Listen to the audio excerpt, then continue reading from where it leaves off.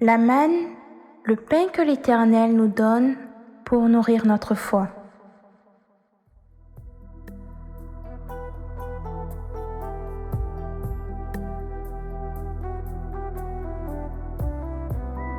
Shalom, shalom, bien-aimé du Seigneur Jésus.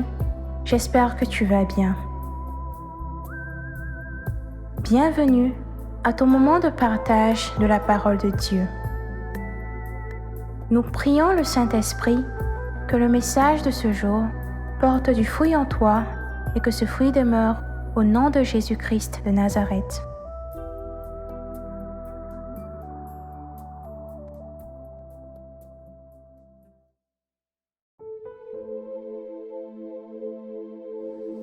Le thème de notre méditation s'intitule « Gardez les yeux sur Jésus ».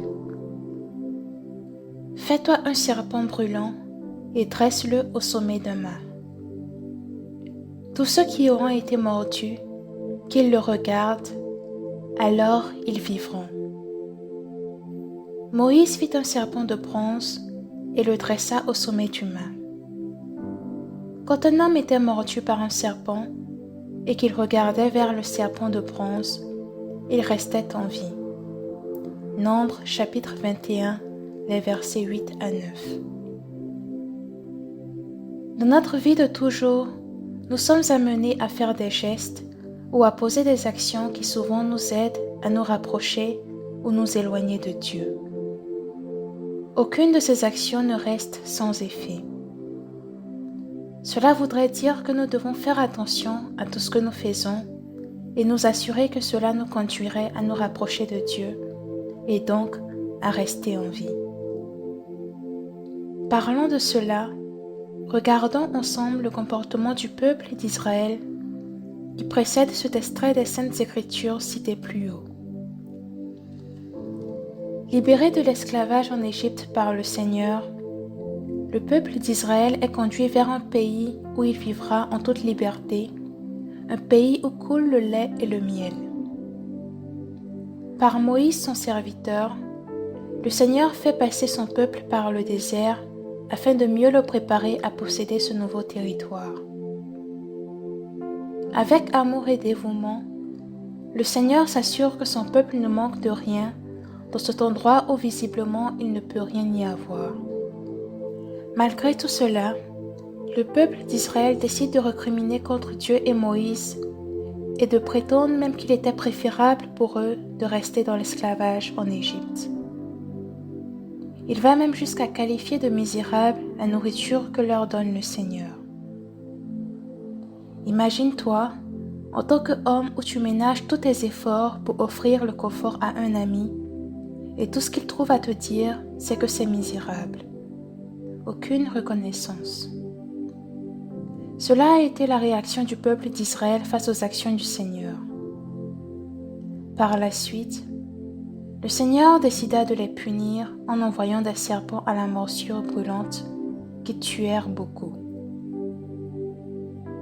Prenant conscience de son erreur, le peuple revient vers Dieu en implorant sa miséricorde et lui, dans son amour infini pour l'homme, répond favorablement en donnant à Moïse le remède pour la guérison du peuple.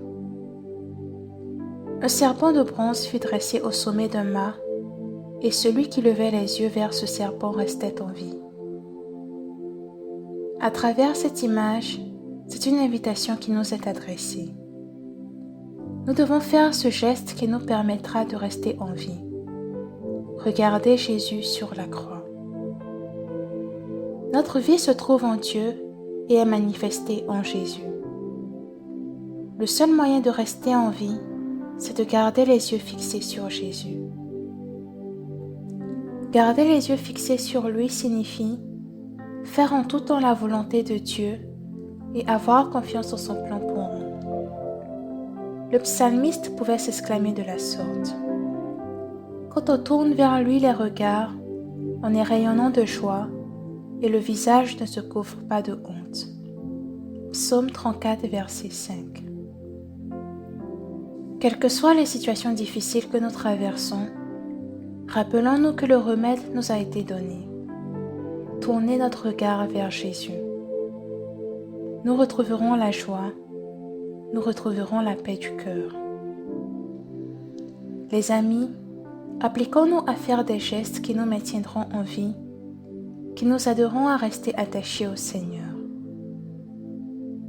Le temps de carême est une occasion propice pour nous habituer à cette pratique. Profitons-en et faisons les petites choses ordinaires avec un amour extraordinaire. Prions. Seigneur Jésus, tu sais combien de fois c'est difficile pour moi de garder les yeux fixés sur toi, de faire constamment ta volonté, et pourtant c'est mon désir. Je m'en remets entre tes mains et je prie que tu m'aides à garder les yeux vers toi pour que ta vie ne cesse de couler en moi. Amen.